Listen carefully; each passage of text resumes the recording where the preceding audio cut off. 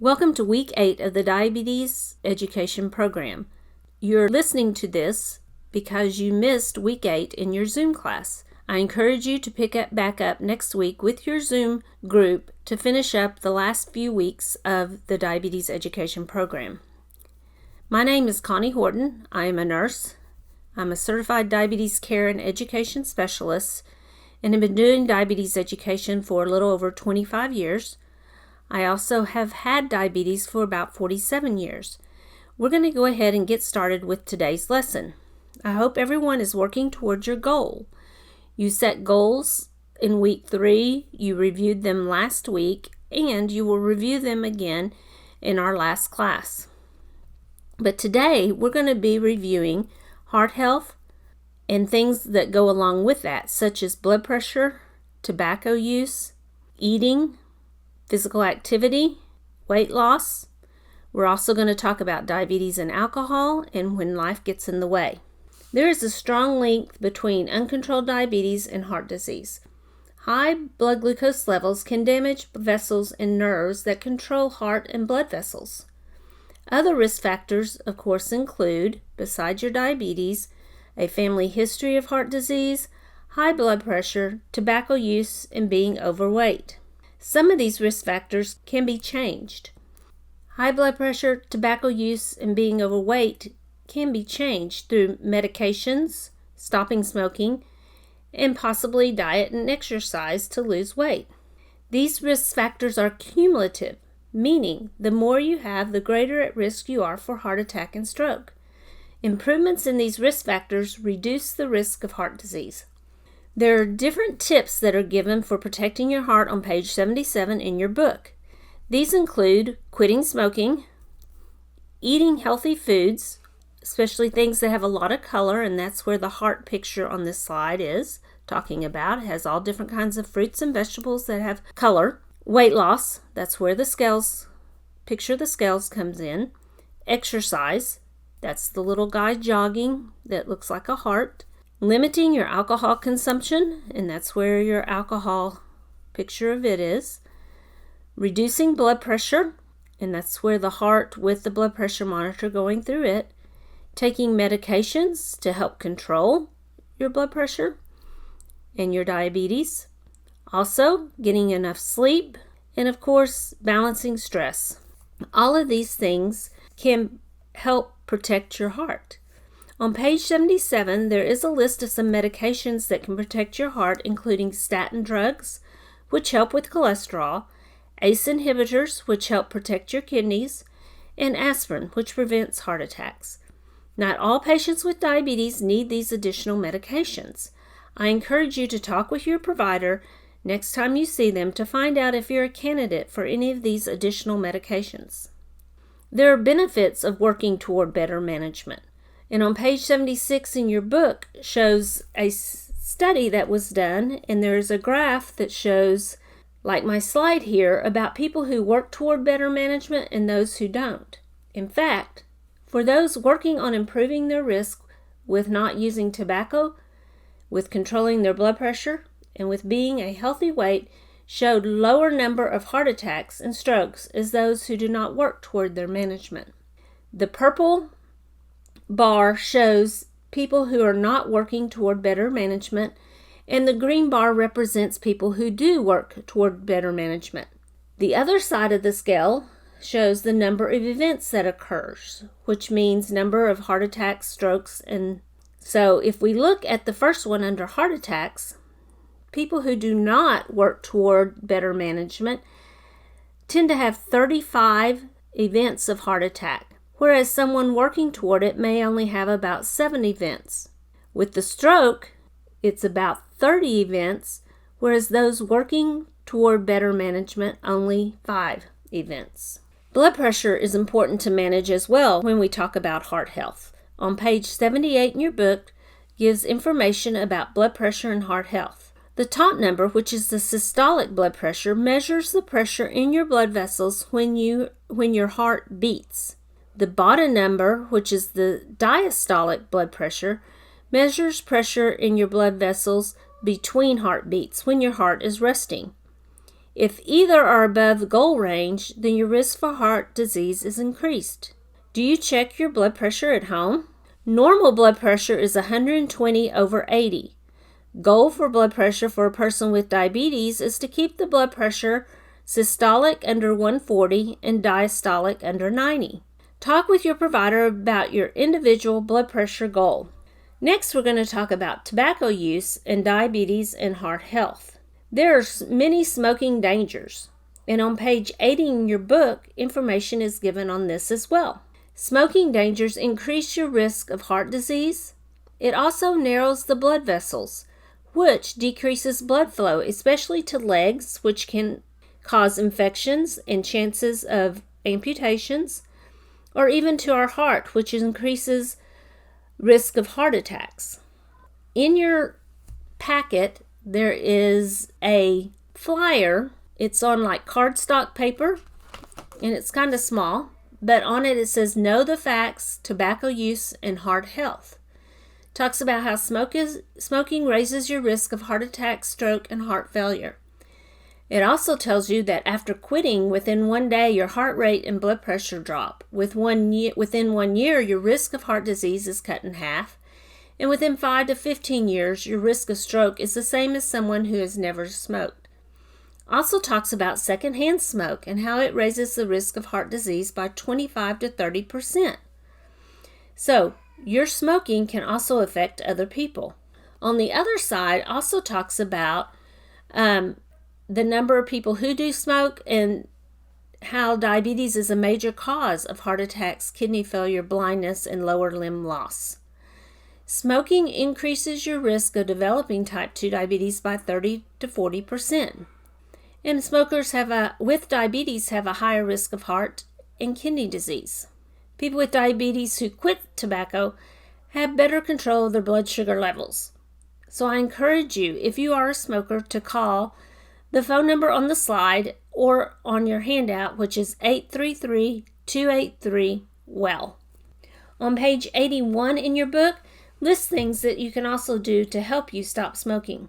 Stopping smoking can be one of the most difficult things you do, but it's the best thing you can do for your overall health.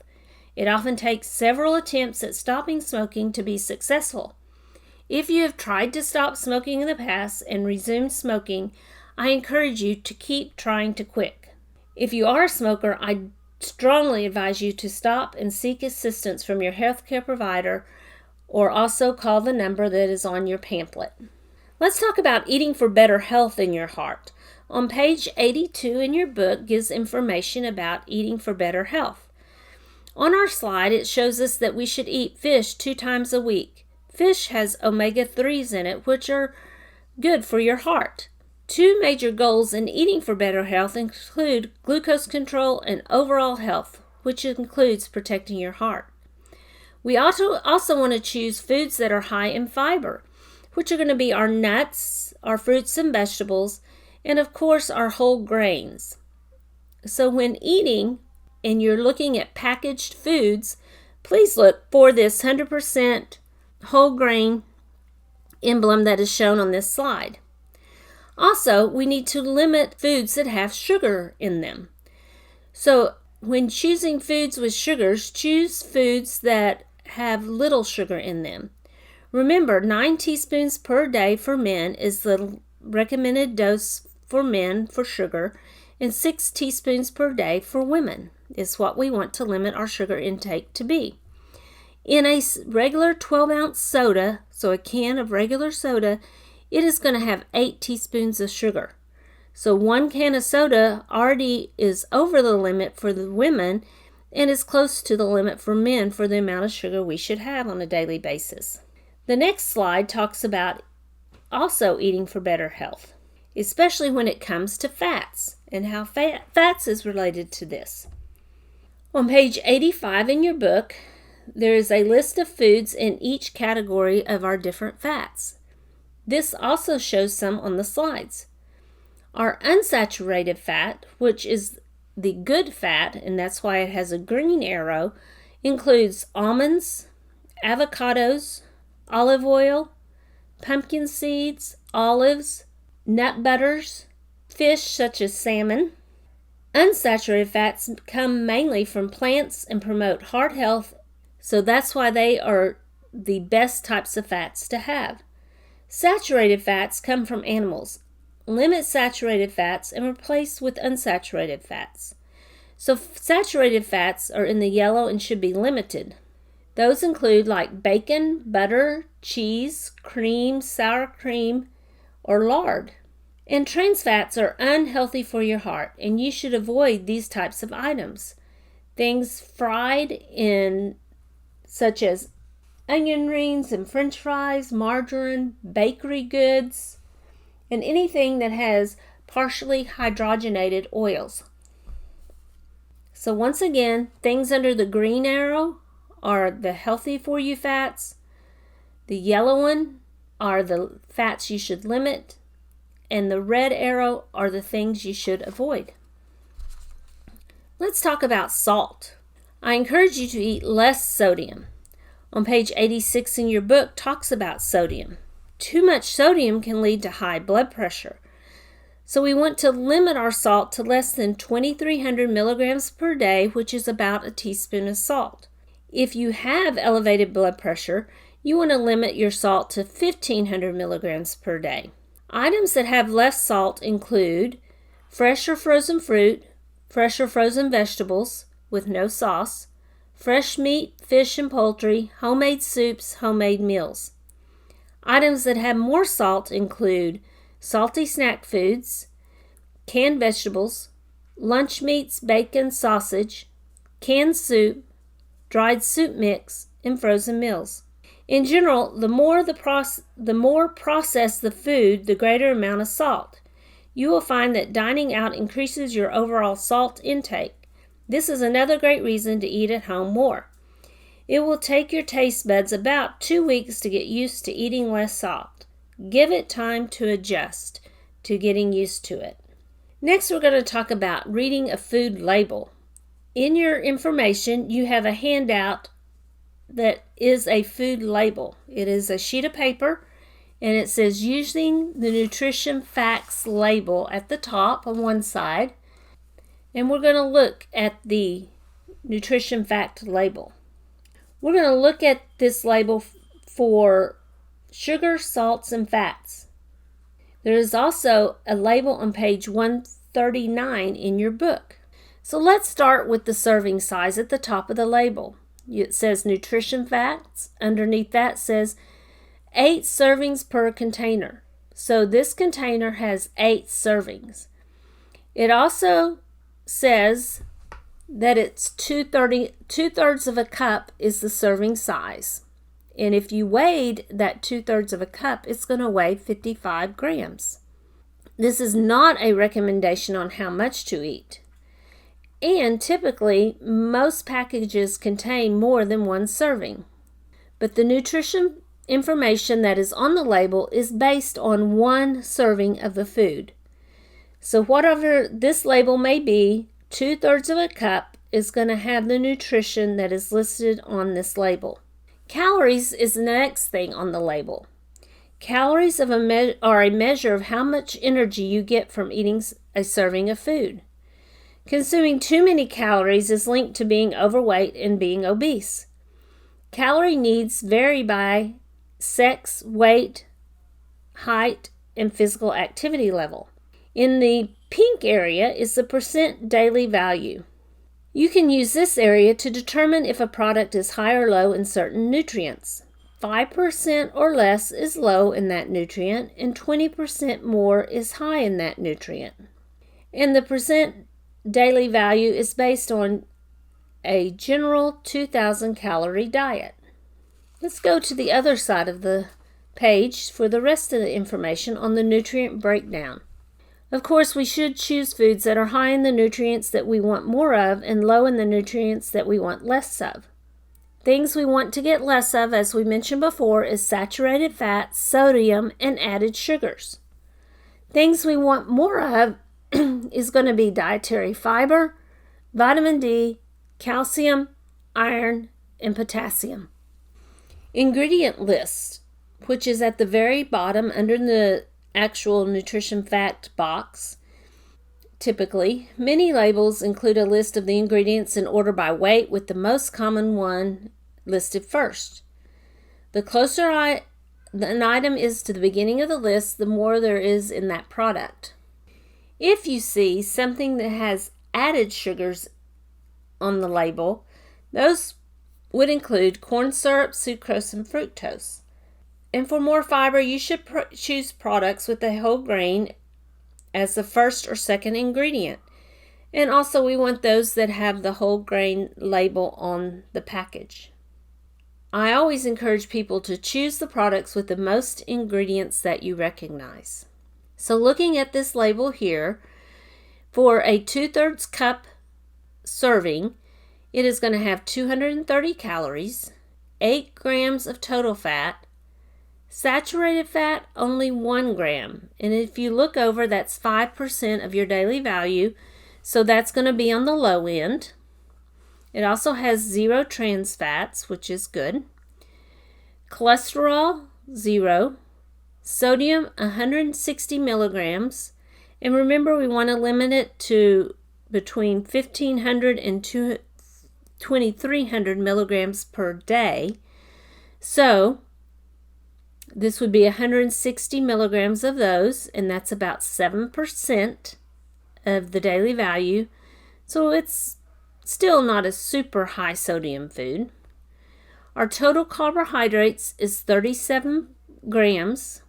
Remember, per meal, we want 30 to 45 grams of carbohydrate.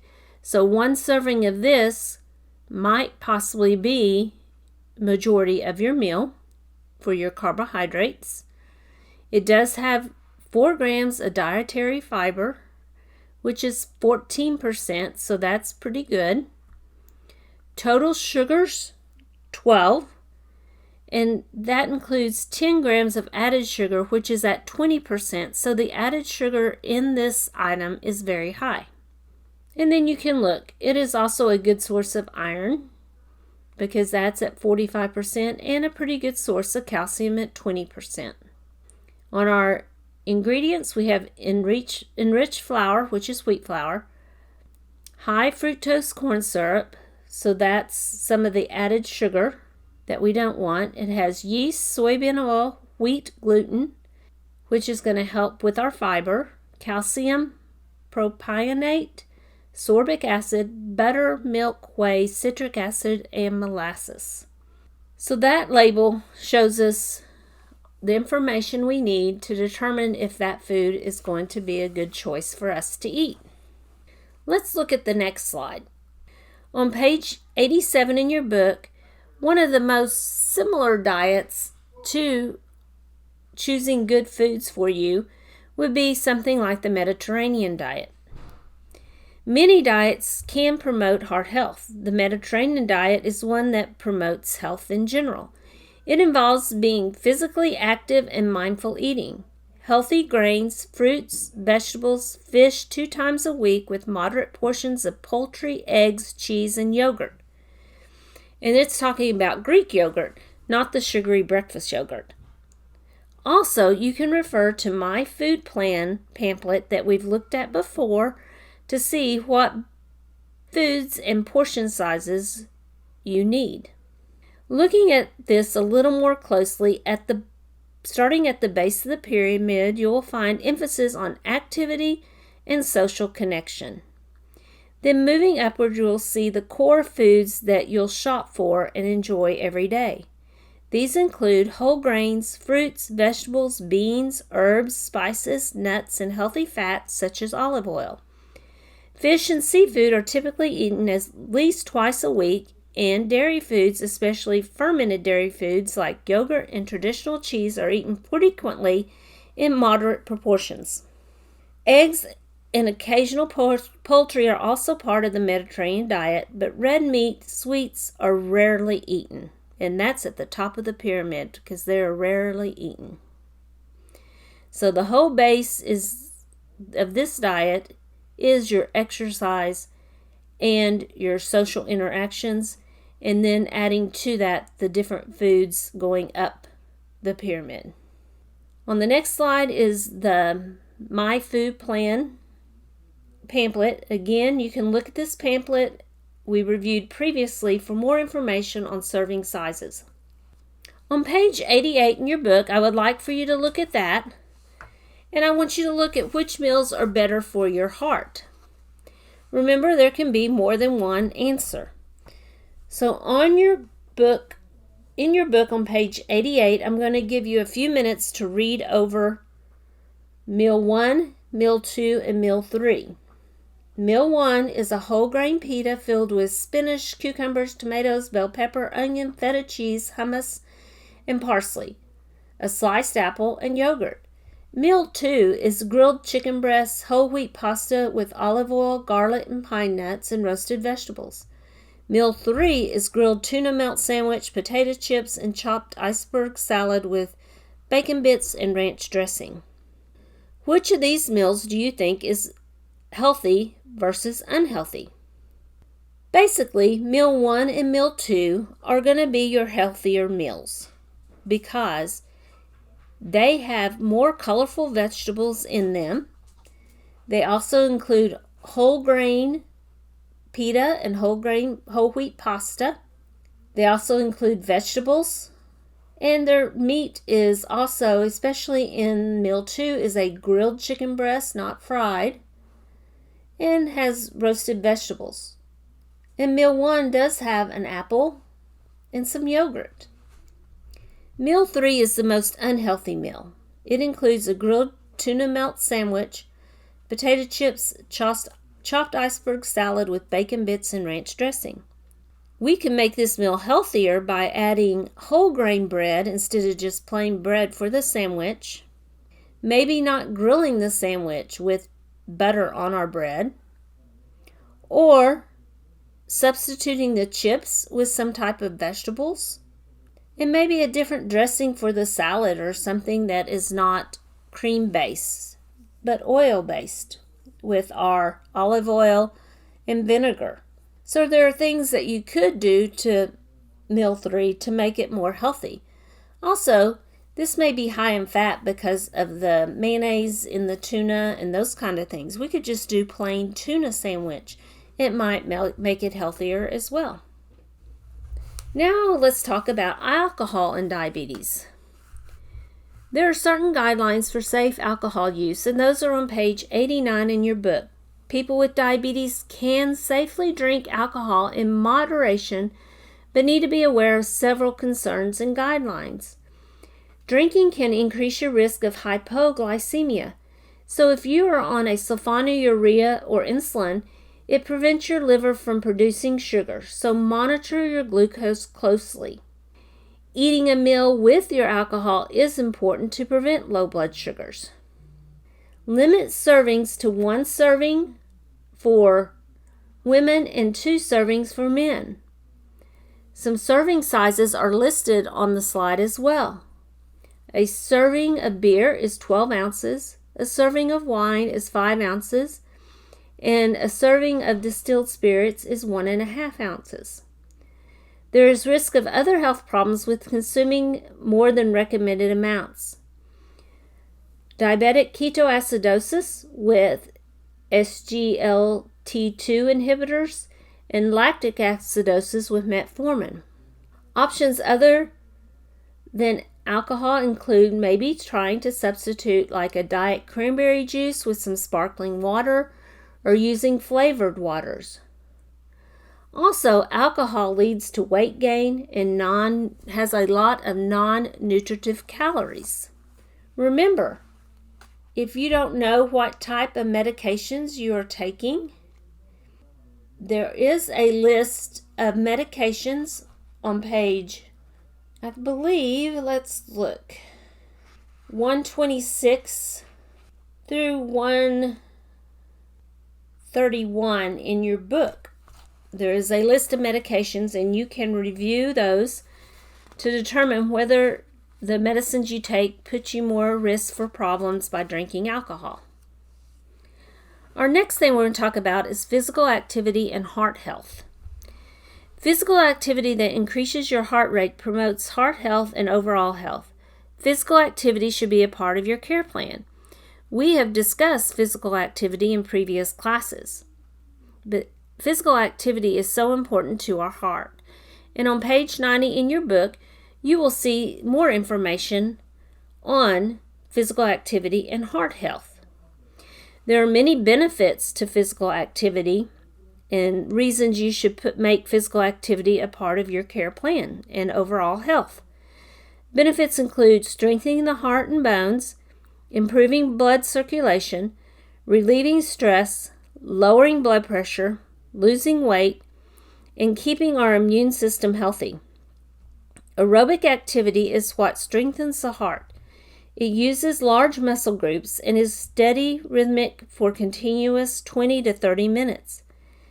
Activities that increase the heart rate include brisk walking, swimming, biking, dancing. Strength training builds muscles and bone strength. A general rule is, if you can whistle while exercising, pick up the pace. If you cannot talk, you probably need to slow down a little bit. Sometimes I say when you're out walking or doing an activity, if you can carry on a conversation and be slightly short of breath, that's probably about right.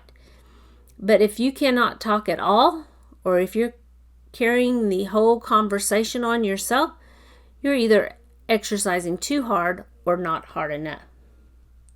I hope you have been increasing your physical activity since starting our program. You can look at the past handouts on physical activity, such as the Exercise on the Go handout. Also, we talked about apps that can be used to help increase our exercise and activity. I hope you have used some of those. Let's talk about weight loss just a little bit too. On page 92 in your book talks about how to choose a weight loss plan. You want to look for plans that focus on health, aim for gradual weight loss, promote a variety of foods, teach you to include foods you like, and encourage regular physical activity.